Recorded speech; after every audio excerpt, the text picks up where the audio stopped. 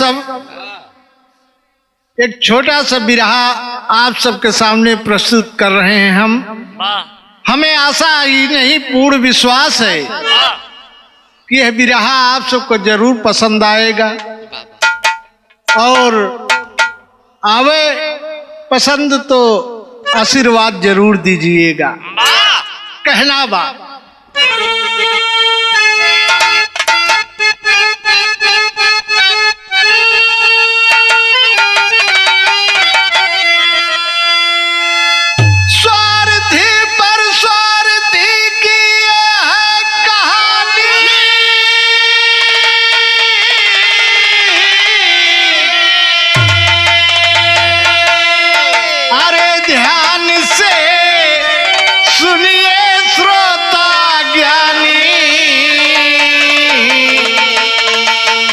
रहे की गौआ में दोनों है सरकार।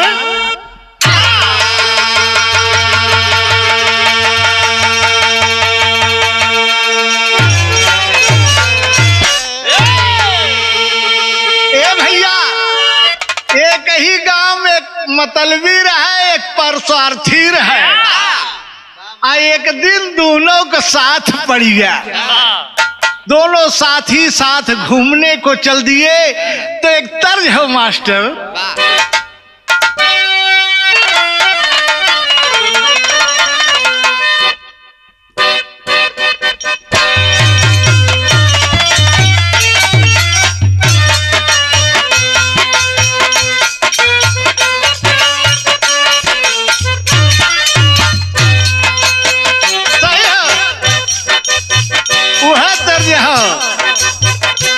प्यार के मोड़ पे मिल गए हो अगर, प्यार के मोड़ पे मिल गए हो अगर, प्यार के मोड़ पे मिल गए हो अगर, आज मिलने मिलाने का वादा करो। प्यार के मोड़ पे मिल गए हो अगर, प्यार के मोड़ पे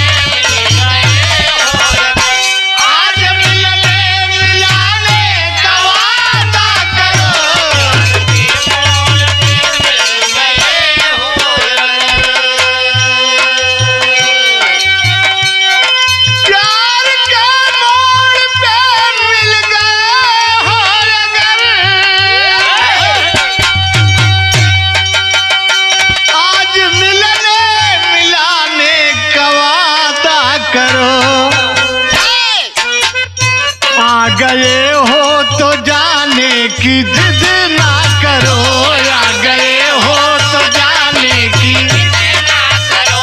आ गए हो तो जाने की जिद ना करो। जा रहे हो तो आने का वादा करो। आ गए हो तो जाने की जिद ना करो। आ गए हो तो जाने की जिद ना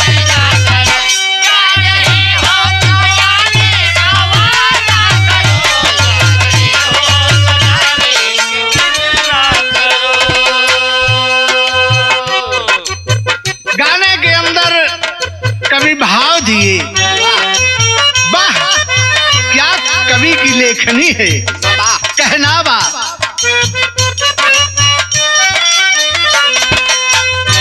जिंदगी मात्र जीने का मकसद नहीं, जिंदगी मात्र जीने का मकसद नहीं, जिंदगी मात्र जीने का मकसद नहीं, जिंदगी मात्र जीने का मकसद नहीं, जिंदगी मात्र जीने का मकसद नहीं, जिंदगी मात्र जीने का मकसद नहीं। कर्म ऐसा करो जिसको गाए जहां, जिंदगी मात्र जीने का मकसद नहीं, जिंदगी मात्र जीने का मकसद नहीं। कर्म ऐसा करो जिसको गाए जहां, जिंदगी मात्र जीने का मकसद नहीं।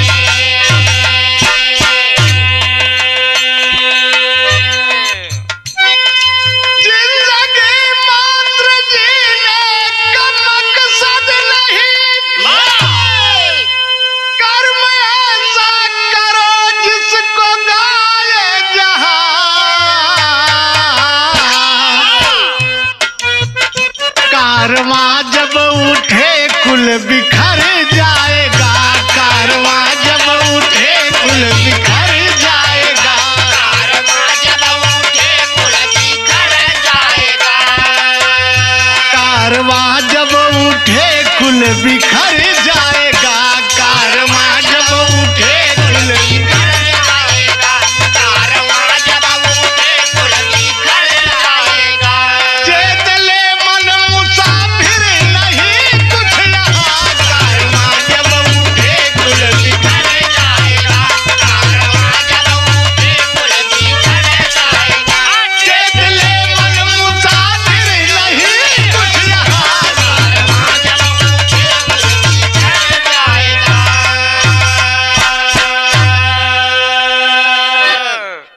बहुत अच्छे कहना बा, वाह मास्टर।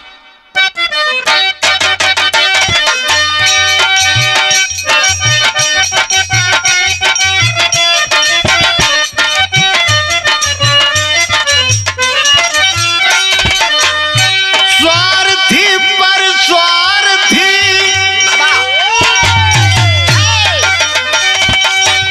स्वार्थी पर स्वार्थी एक रोज दोनों साथ चले, मित्र की भांति दोनों मिला करके हाथ चले।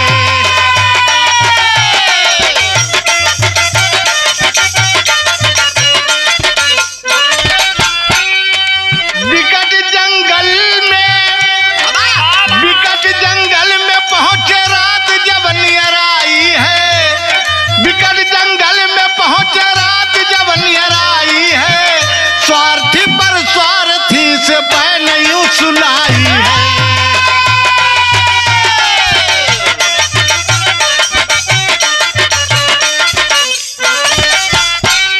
हुआ ना काम सिद्ध,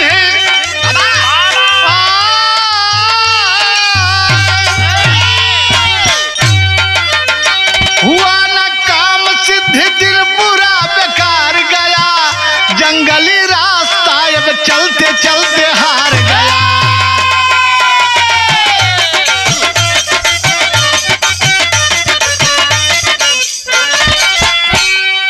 यानी कि मतलबी कहे परसारथी से भाई आज तोहार साथ का किया, आज तोहार साथे में घूमे निकले, लेकिन पूरा दिन हमार बेकार चल गया, कौनो काम हमार सिद्ध ना भयल।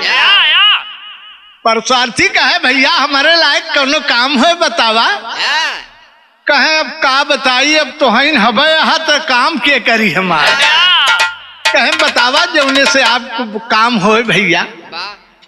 तो कहत का अपनी लाश कुर्ता दे तुरंत फरमाया है, अब बुरा ख्याल सारथी के मन में आया है, बुरा ख्याल सारथी के मन में आया है, बुरा ख्याल सारथी के मन में आया है। बुरा ख्याल सारथी के मन में आया है। ए बाबूजी वह मतलबीवा कहे कि एक बात हो, ये अपन कुर्तवा दे देता, लठिया दे देता, अगर एक बात और कही कि अगर अपन धोतिया दे देता तो हमार पूरा काम है बन जाता है। परसारथी कहे भैया धोतिया बाई है, नीचे कुछ पहने ना है, कहे रतिया में के देखी, अंधेरा बा, अनियर हो गए बा, दैदा काम हमार हो जाई। ए बाबूजी कहा ठीक हो भैया, अगर इतने से काम तोहार हो ही जात हो तो ले ला, तो कितर हो मास्टर।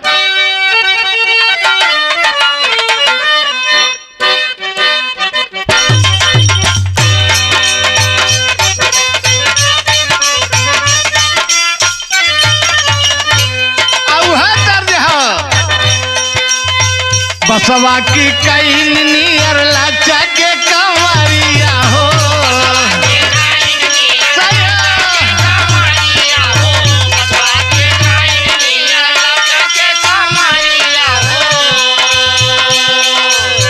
लचला चला चके लवनिया के डरिया हो,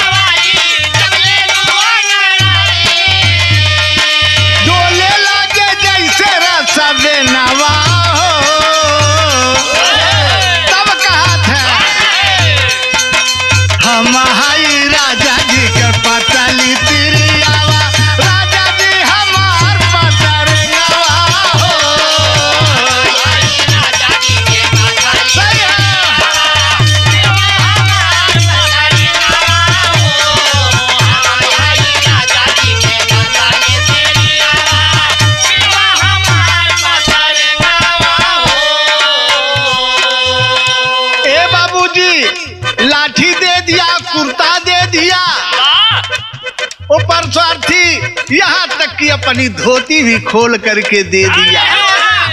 लेकिन सोचा था मतलबीवा कि अगर गांव में जाई तो सबसे बताई, तो लठिया के पाई फोरी दी हाले नया नावा हो।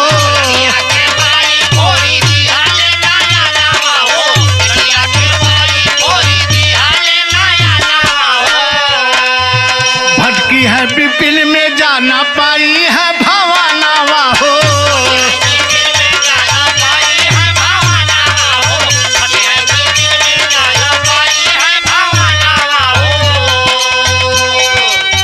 सैन रहिया तकाई भाईचारा के भुलाई।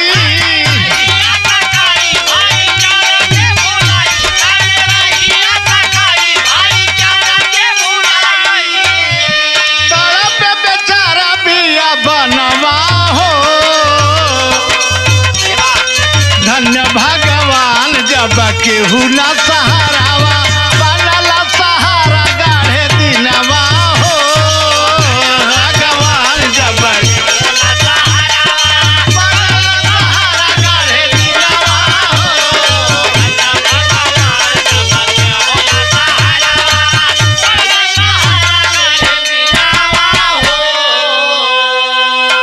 ए भैया, जब लाठी पाया, कुर्ता ले लिया, धोती ले लिया, तो वो मतलबीवा करस का कि वही लठिया के हुरवा से दूनो अखिया फोड़ दे कि जाई न पाए घर, यही सियार बिगवा बाघ चीता खाई गई है जंगल में।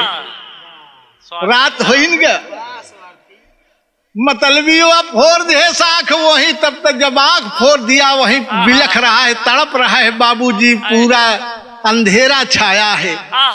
कहना आप तो एक ही तर्ज हो मास्टर।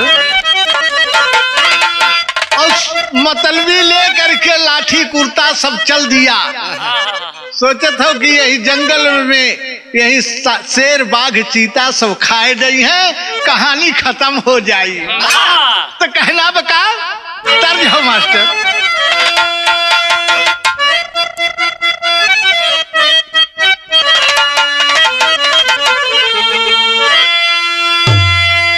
ये हमारे स्वर्गीय बुल्लू चाचा गावे का गावे कहा अमवा के डरिया पे कुहू के कोयलिया। अरे अमवा के डरिया पे कुहू के कोयलिया, बोला कैसे के मिलना होई हो। बोला कैसे के मिलना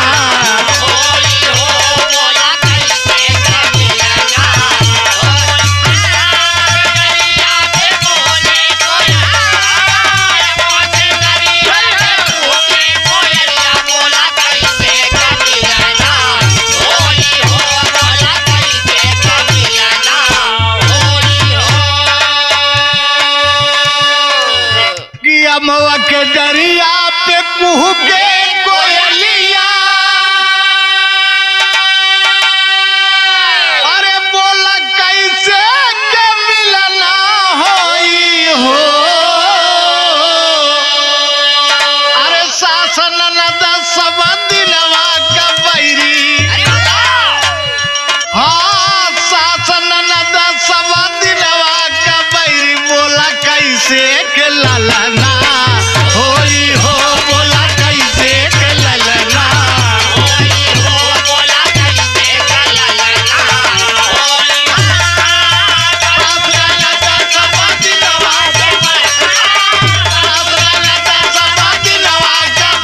बोला कैसे के ललना।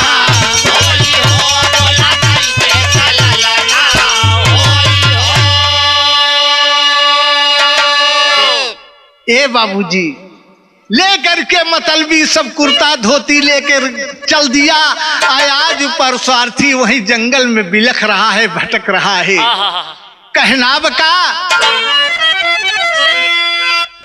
कहा देख मतलबी मतलब के आगे। अरे देखा मतलबी मतलब के आगे, दूसरे के दर्दिया बूझे ना हो। दूसरे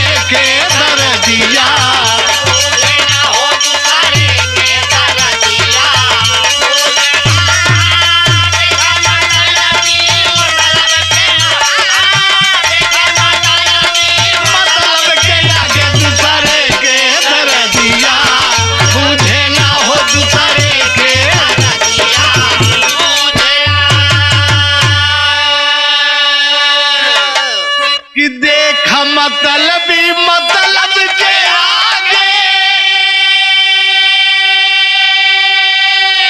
अरे दूसरे के दर्दिया पूछे ना अरे भटके बेचारा वही जंगल के पीछे अरे भटके बेचारा वही जंगल के पीछे घेरे बायन हरिया सूझे न हो घेरे बायन हरिया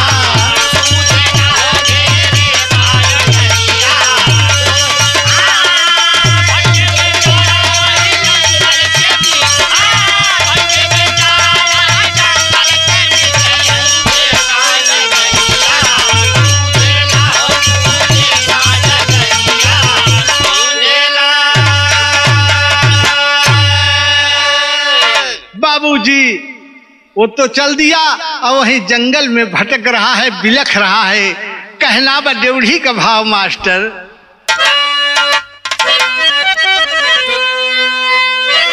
करे लगाई खुद कर्म में अगिया अब मोरे राम हो राम अब लगाई खुद कर्म में अगिया अरे लोभ के गहर तिनिर में मानवता दफनाई लगाई खुद कर्म में अगिया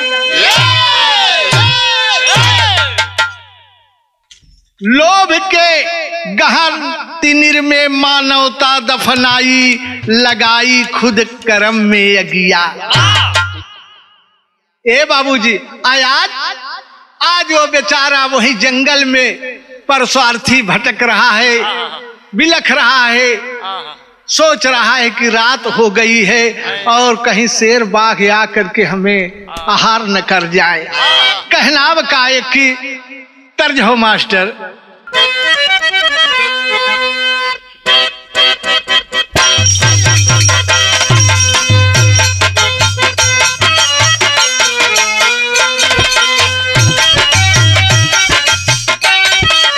वही जंगलवा में भटका था कहनाब का कि तड़प बनवा में कहवा हम जाई जाई हो तड़प बनवा में कहवा हम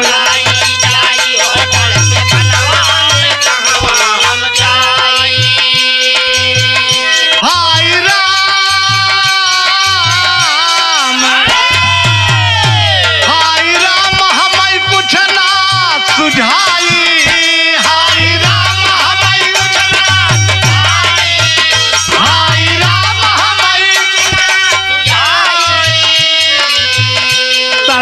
बनवा में कहवा हम जाई तड़प बनवा में कहवा हम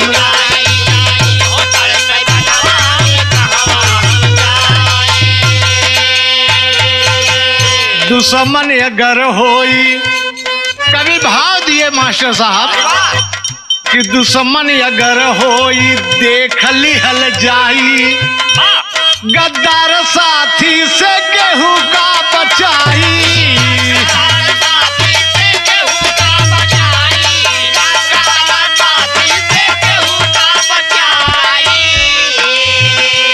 बाबूजी अगर दुश्मन आ रहा है तो हम चैतन्य रहेंगे लेकिन अगर सतवई साथे गद्दार दोस्त हो तो कई घंटा के बचाई यही से कभी भाव दिए कि दुश्मन अगर होई देख लिहल जाई अरे गद्दार साथी से केहू का बचाई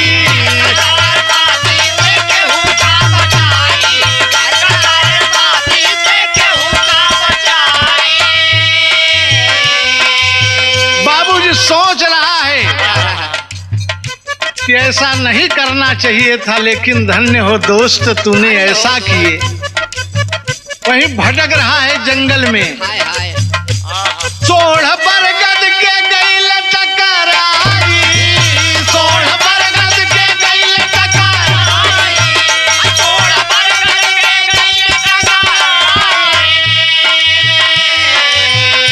सोढ़ बरगद के गई टकराई तड़प बनवा में कहवा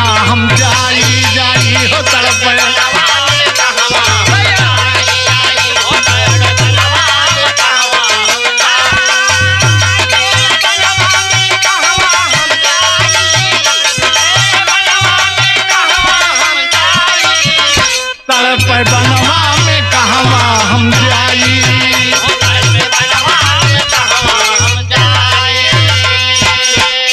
बाबूजी बिलख रहा है, जा रहा है ऐसे इधर से उधर।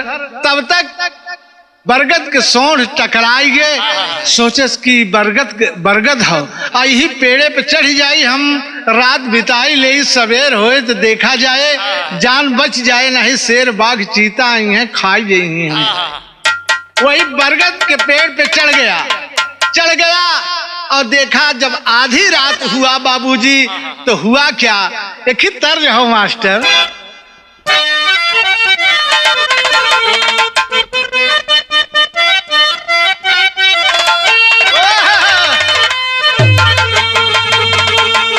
एक जने के नवा गौना आई रहा है तो दुल्हवा परेशान रहा है, दुल्हवा परेशान रहा है। आ दुल्हनिया जाए हुआ बूढ़ा के गोड़ दबावे ला गई, बूढ़ा के गोड़ दबावे ला गई तो बूढ़ा बड़े गुण कर रहा है। गोड़ दबावत में दुल्हनिया तो कहाँ है, दुल्हनिया तनी करेंगे हमार दबा देता है, तनी हल्के हाथे दबाई देता है तो करिहैया दबावे ला गए। करिहैया कुछ देर दबावे तो कहाँ है, आज दिरोस है मुड़वा टनकत बा, तई के गद्दी तेल ठोक देते। अब हर दुल्हवा परेशान बा, 12 बजत बा, परेशान है। तो धीरे से आए दुल्हवा और पीछे से ऐसे ठुनकियाई देश दुल्हनिया के और चौंक गई। वहां नहीं रहा मीजत। और जब चौंक गए बड़े जोर से, अम्मा हड़बड़ाई गए थे। अम्मा कहा कस रे कस, का बात है? अब जब ही देखे बात तो वही खटियावा के नीचवा घुस गया दुल्हवा। तो कहा था कि जब ने जान न पावे, और दुल्हनिया के का पता कि हमारे वो ही है। तो बतावा था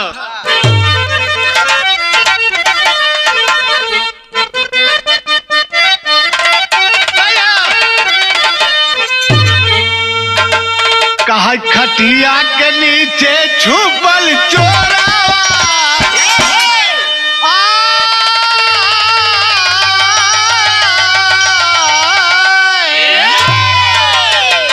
खटिया के नीचे छुपल चोरावा, सासु तानी कराना ये जोरावा।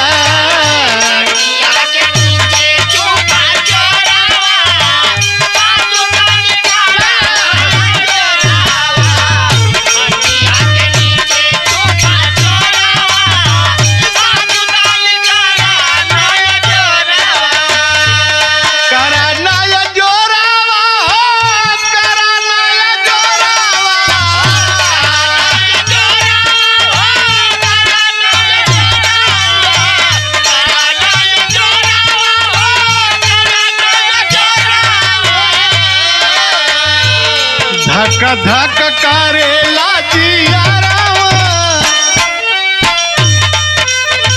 धक धक करेला जियारावा, सासु तानी कराना ये जोरावा।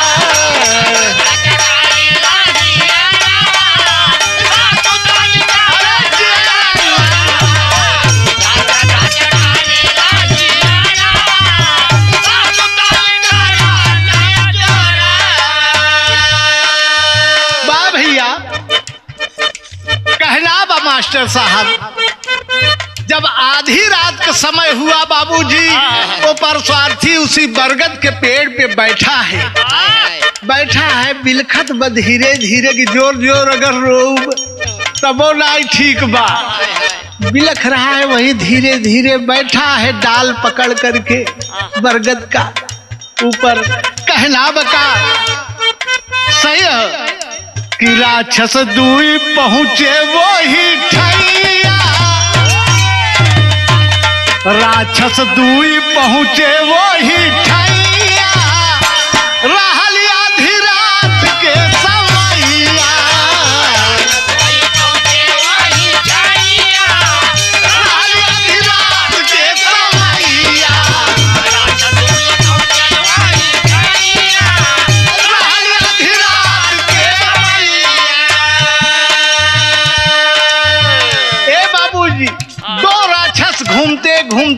राक्षसी पेड़ के नीचे पहुंचे।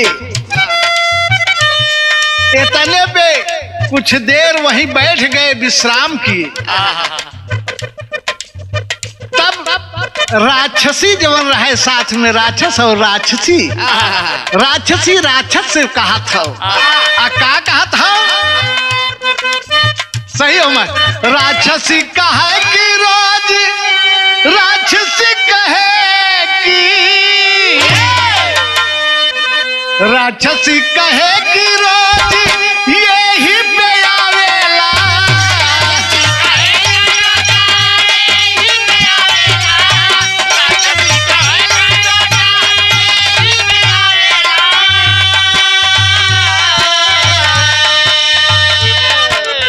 राक्षसी राक्षस से कहती है कि रोज रोज यही बरगदवा के नीचे आवत है, कहूं से घूमबे तो यही आके बैठबे।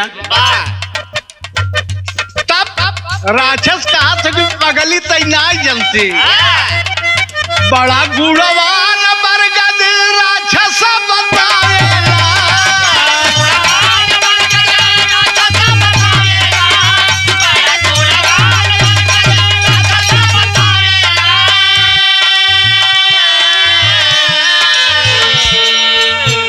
राक्षस कहता है कि अरे हम बेवकूफ ना है, यह बड़े आई थी बरगद बड़ा गुणवान हो, के तनन के भाई ले भलैया, के तनन के भाई ले भलैया, रहल आधी रात के समैया,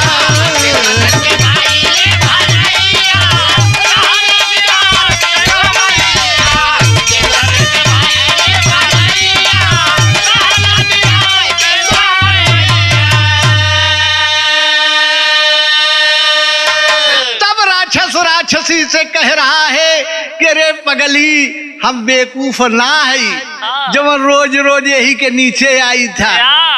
कहे का हो ये जब रोज रोज आवत है? कहे सुनना चाहती हो? कहे हाँ जरूर सुने चाहिए था स्वामी।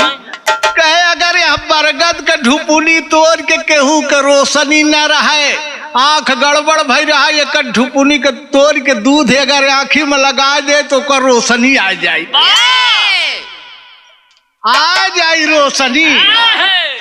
और अगर केहू का साध्य रोग हो रहा हो जाए, काफी दिन से एकदम मरने के कगार पे रहे, अगर एक पत्ता पीस के पियाई दे तो उसको जिंदगी मिल जाएगी, वो जिंदा हो जाएगा। कहे वाह इतना गुणवानी बरगद हो ए बाबूजी? कहे कि हाँ तब का जाना तू ए बाबूजी। वो चल दिया। जब सवेर होने लगा तो दोनों राक्षस और राक्षसी वहां से चले गए।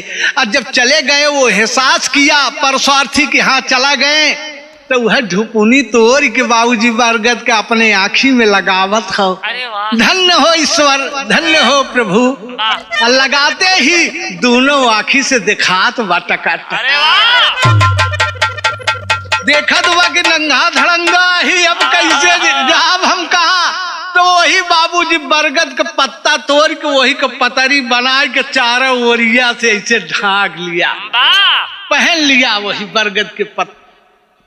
कहना भाई कि तर्ज हो मास्टर। एक स्वर्गीय जनाब हैदर अली जुगनू जी गाँव है। का गाँव है मास्टर?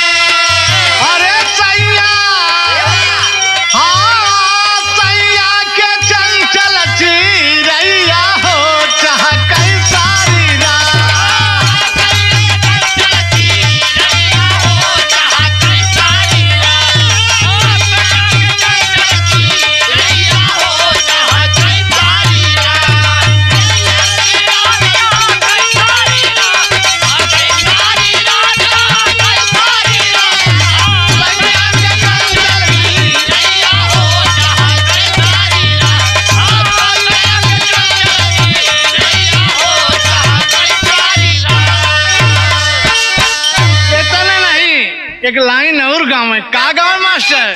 कहा जेठा जेठान लाए देवर देवरानी,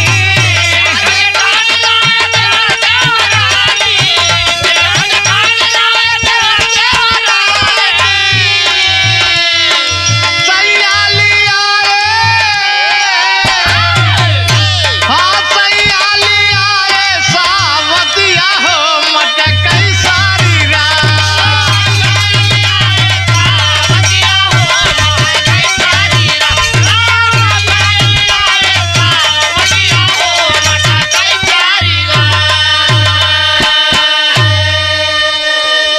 ए बाबूजी ध्यान दें आप सब, गाने पे कहना है। और आज वो परस्वार्थी देख रहा है सब कुछ, आंख से फिर दिखाई दे रहा है, देख रहा है और वह पत्ता पहन ले बा और चल दिया बाबूजी रास्ता में। तो कहना भाव दिए कभी, कहा घरवा के भूलल डागरिया हो, जंगल में भटक गया मास्टर साहब।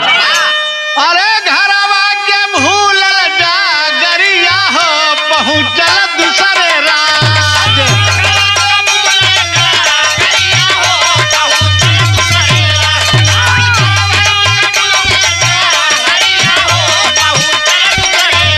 पहुंचल दूसरे राज, पहुंचल दूसरे राज।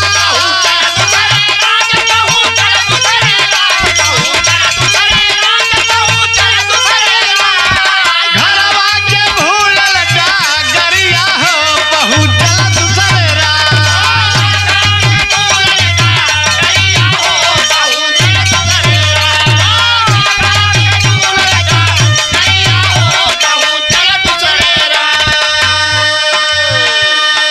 बरगद के पत्ता लाथी ढाकल बतनवा,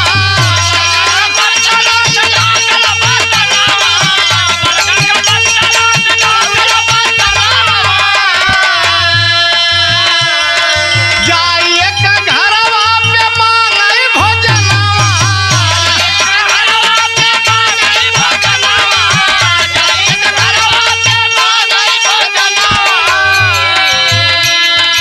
बाबूजी जंगल में भटक गया, वो परस्वार्थी भटक गया, घूमते घूमते दूसरे राज में निकल गया। अब भूख से एकदम व्याकुल बा, परेशान बाबू। एक घर दिखाई पड़ा, सोचा था कि जाए के हम वहीं कुछ खाना मांग ले, खाई ले, आत्मा की संतुष्टि हमारे मिले। कि जाइए का घरवा पे मांगल भोजनवा,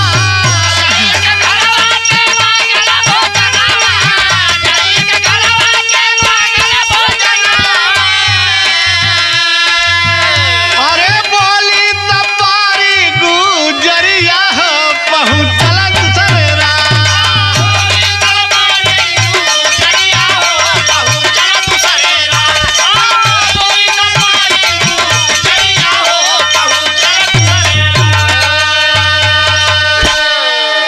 ए बाबूजी जाई के मांगा थे कि ए के आई घरे में, तनी हमका कुछ खाना दे दे, भूख लागल बा हमके, हाय हाय हाय।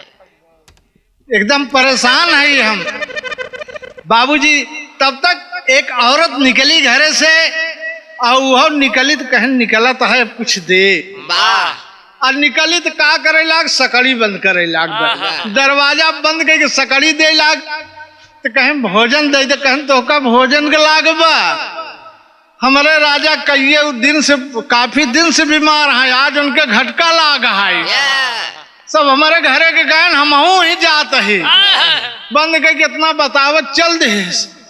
जब चल दे बाबूजी, तो परस्वार्थी भी सोच रहा है कि केहू सब देखा था, गांव को मलाई सब भगा जाता है, हो रही सब भगा जाता है। सोचा था कि हम चली देखी का कैसे बात है भाई। जाए के वह पहुंच गया तो एकदम राजा को है सांस चलत ही गया, घर घर करत है। बाबूजी जाय के मनई के चीर फार चीरत की चला गया, जाय के हुआ राजा के लगे पहुंचा, देखे तो एक मनई से कहा भैया अगर कहता तो हम दवाई पियाई दे, राजा ठीक हो जाते। मनई देखे ला कि नंगा दड़ंगा ही कहाँ से आई बाटे। ये दवाई कितना वैद आई के डॉक्टर वैद आई के दवाई करत है, उनकर होता ही नहीं, इनकर पकड़ू के तो दवाई का हो कहे नहीं तनी हमका सिल बट्टा दे दे बसी। तो सोचन के हो ही सका तो भाई काहे कि यू के दवाई पिया दे। आखिर अब राजा तो जाता ही यहाँ यही को मन काहे कहा पूरा कह दे भाई। बहु सिल बट्टा मंगाए सु है एक पत्ता निकाल ले, एक पत्ता निकाल ले तो और दिखाई ले बैठ के कैसे बैठत ना बना इसे गांठी के भले बैठ के पीस के एक खोरिया में कहा कि ले जाए गार के रस कहे कि ले जाए का राजा के डाल दे मुंह में डाल दे हो सकत का जान भगवान सुन ले। बाबूजी ले जाए के जैसे मन मुंह में डाला थी वैसे राजा एक बैग उन चैतन्य हो गए। कहना मास्टर पापड़ में ले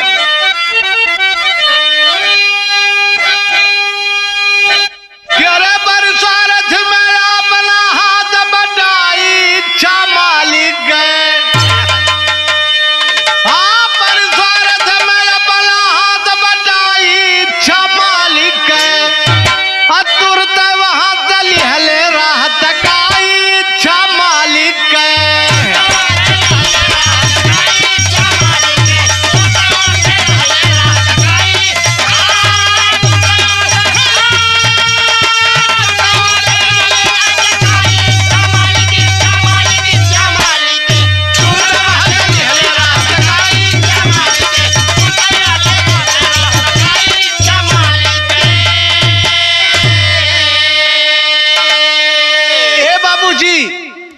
जैसे दवाई पत्ता का रस गार के खोरिया में कहे ले जा पियादा राजा के मुंह में डाल दा और जैसे ले जाए के राजा के मुंह में डाला थी उतने पर राजा चैतन्य हो गए, उठ के बैठ गए तुरंत।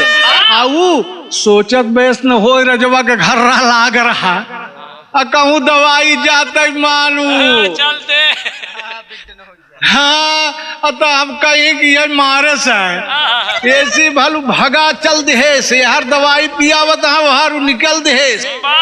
जब उठ करके राजा बैठ गए कहे कि वाह कहे अरे सरकार एक ही आए रहा नंगा धड़ंगा पत्ता लपेटे वह दवाई दे से आप वही के दवाई से ठीक है। कहाँ है वो इंसान उसको ले आओ हमारे सामने। ये बाबूजी कहे कि कुछ लोग पूछा था कहे नहरे भाग जा पत्ता वाला ना नहरे गवाऊ कहे कि ले आओ पकड़ के जल्दी से। और सिपाही दौड़ लिए बाबूजी। जब दौड़ लिए तो देखा था सिपाही के तो सोचत बा कि अरे मैजान तो हो के कल्याण गए राजा भाग ले। और आप सिपाही को ए भैया नहीं सुनना और जैसा सुन कहा था वैसा तू और भागत हुआ कहना बका पीछा कैले पुलिस पकड़ के राजा के ढिगलाए हो। काहे कर उपचार यहाँ से भगला समझ न आए हो। तब जब पकड़ लिए पुलिस ए बाबूजी पकड़ करके ले आते हैं राजा के पास। तो राजा साहब यही पूछते हैं कि अरे भैया आप इतना अच्छा दवा देते हो कि मरते हुए इंसान को जिला देते हो तो काहे भगला है। तब बतावत का बस इतना हम जानी ला बचार बताई इच्छा मालिक आए करे आगे ना दे सकब दवाई इच्छा मालिक।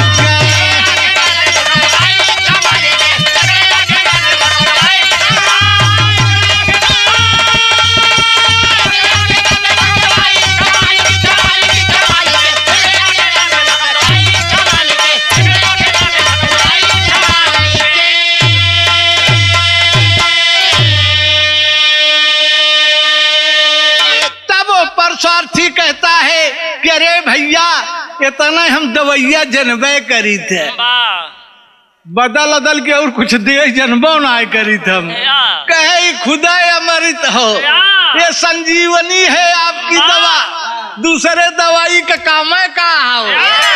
राजा बहुत खुश हुए, बहुत खुश हुए। ये बाबूजी उसको पकड़ के अपने गोद में बिठा लिए। पत्ता वाले कहे, ये बाजी कहे तुम बहुत अच्छे हमें जिंदगी दे दिए हो। कहना एक आल्हा में मास्टर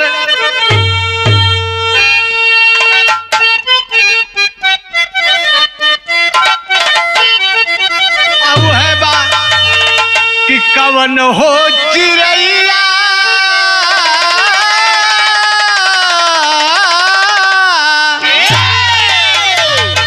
कवन हो चिड़ैया भरवा चार गोड़ डोले बाबू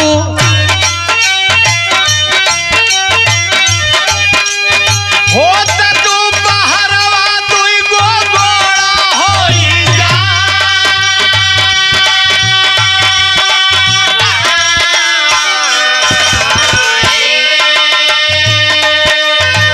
शाम के पहरिया तीना गोड़वा से डोले भैया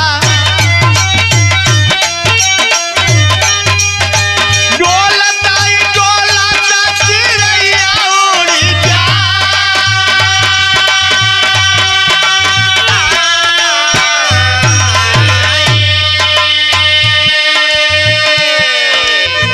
तो जवाब देते हैं का कि बचपन चिड़ैया चारे गोड़वा से डोले भैया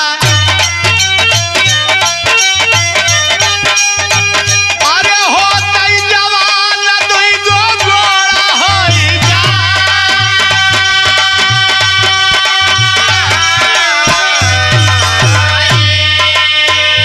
आवेला बुढ़ैया तीना गोड़वा से डोले बाबू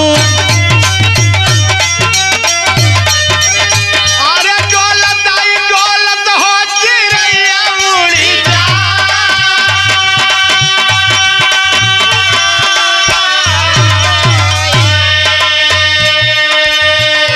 ए बाबूजी तब वो परस्वार्थी कह रहा है राजा से का कहा था कि सोचली कि राज बैद गुस्सा करी है हमारा पे राजा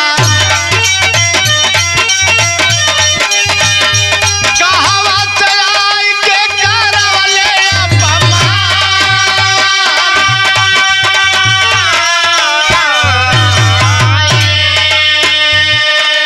परस्वार्थी बता रहा है राजा से कि राजा साहब हम तो हमारे भागे आपन बात छिपावत काहे के बगलिया काहे कि हम सोचे कहूँ ऐसा न हो कि जो राज वैद हमें ये गुस्सा करे हमारा पे कि कहाँ से आई कि हमार सबका अपमान कराई दे।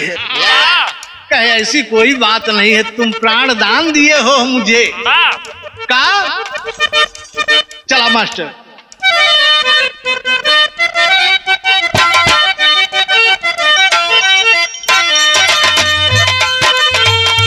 खुश हो के राजा तब कहले बयाना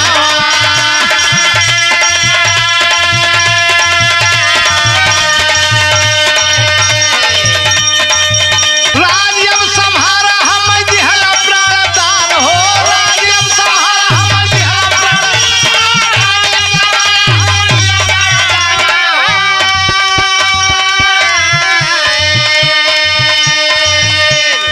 सिर पर रहल बेटी एक शादी कई दिहले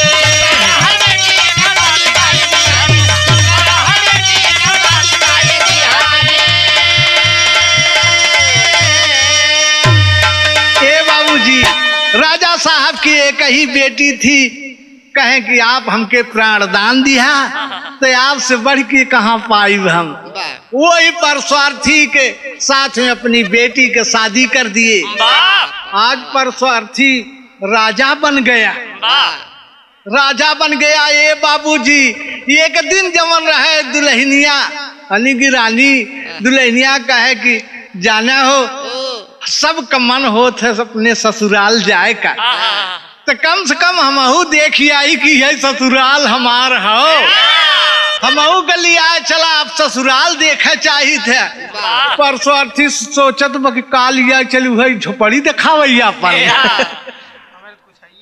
कुछ ना लेकिन झोपड़ी बाऊ है झोपड़ी दिखावे लिया चली लेकिन रानी जिद कर गई कि ना ना हमके दिखावा हमार ससुराल तो कहे चला ठीक बा ये बाबूजी हाथी घोड़ा एक रथ तैयार हुआ सेना सब तैयार हुई राजा के साथ में और राजा और रानी ऊपर स्वार्थी और रानी बैठ के रथ पे बाबूजी चल दिए बगल आगे पीछे सेना कहना का अंतिम भाव में लेला मास्टर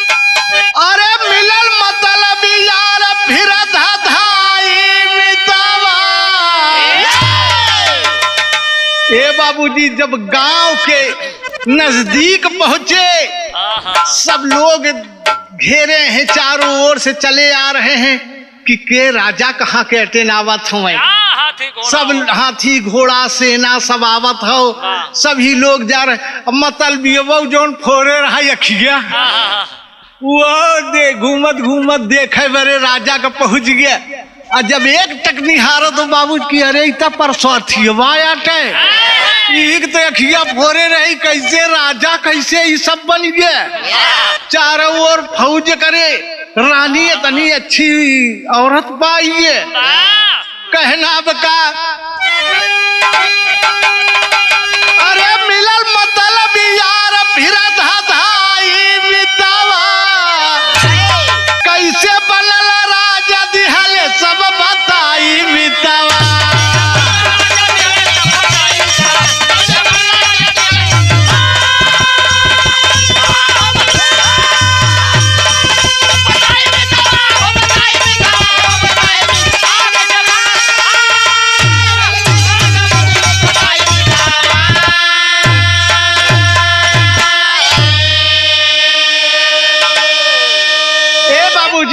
एक टक निहार रहा है तब से कहा रे परस्वार्थी कहा रे भैया तू अरे आइए आइए आइए मतलबी भाई दोनों जने गले मिले अरे राजा कैसे कुछ समझ में ना आया तो हर तकिया फूट गई रही है अरे कहें भाई तू हमारे साथ बहुत भला की है फोट आया फोरन होता तो आज यहाँ ना पहुंची थी कहे तब कैसे तोहकत फोड़ दे रहे किया कहने पूरी कहानी बता ले गया कि हम वही बरगद के चढ़ गए हैं तब आयन दूठी राक्षस राक्षसी उन्होंने बतायन तू है बरगद के दूध लगाए हेरी तब आँखी के रोशनी आए ओकरे बाद फिर हम चला गए दूसरे राज फिर हम कई राजा मरत रहे वह बरगद का पत्ती पीस के पियाज दिन जी गए फिर हमारे बियाह कर देना अपने बिटिया के साथ पूरी कहानी बता दिया कहे मोर भाई हमारा वखिया फोड़ कहे हम ना फोरब भाई हम ना फोरब जाए के फोड़ ले ए बाबूजी वही जंगल में पहुंचे का किए कि वह एक ही राठा उठाए का दू टुकड़ा कहने के खाद के ढाई के खींच के मारन दोनों आंखें में गाच से फूट गया जब फूट गया तो लागे बिलखे और जाए वही बरगद के नीचे वही बगल ही रहा जौने पाई जाई बरगद के सोड़ पकड़ के चढ़ गए ऊपर तो कहना बका मास्टर वही बरगद के दूध आंख में लगाई ले अब फूटल दोनों आंख भल करनी के पाइले ए बाबूजी तब तक रात जब हुई निशाचर लोग आए राक्षस राक्षसी आए राक्षसी कहे कि का हो यह दुई गुड़ा हो कि और हो कुछ कहे अरे पागल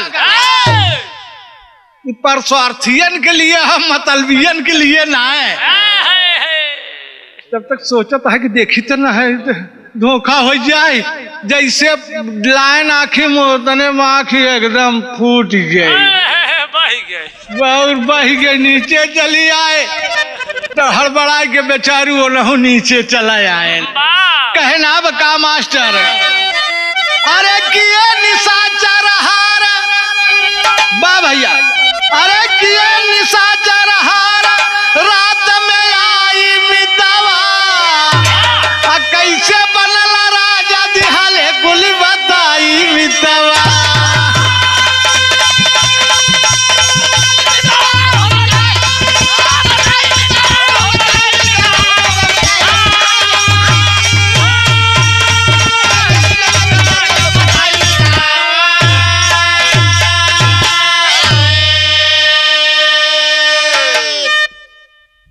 तो बाबूजी किसी के साथ में गलत मत करो, नहीं गलत करोगे तो आपके साथ भी गलत होगा।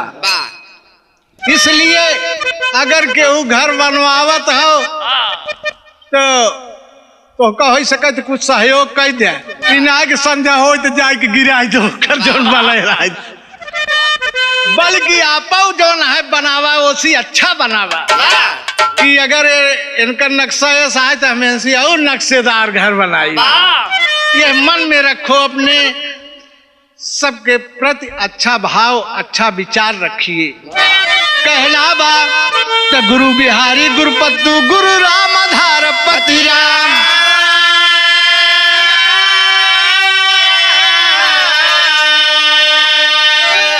अरे राम अवध कवि फूल